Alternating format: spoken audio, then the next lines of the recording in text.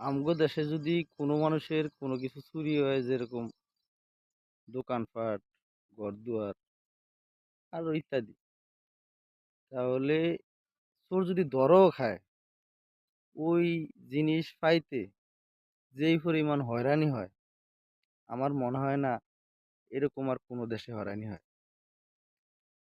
থানা, পুলিশ, আদালত এগুলা হাজিরা দিতে দিতে, এই গাড়ি ভাড়া দিতে দিতে, যে জিনিস চুরি হয় এর হচ্ছে ডাবল ওনার এই পথে খরচ হয়। লাস্টে কি করে, এগুলার আশাই ছেড়ে দেয়। এই হইছে আমাদের দেশের আইন ব্যবস্থা। এই দেশের এই আইনের মাইর ফিস এগুলা যতদিন না পর্যন্ত ঠিক না হইব, ততদিন দেশের মানুষে আইনের কোনো সুফল পাইব, এটাই বাস্তব।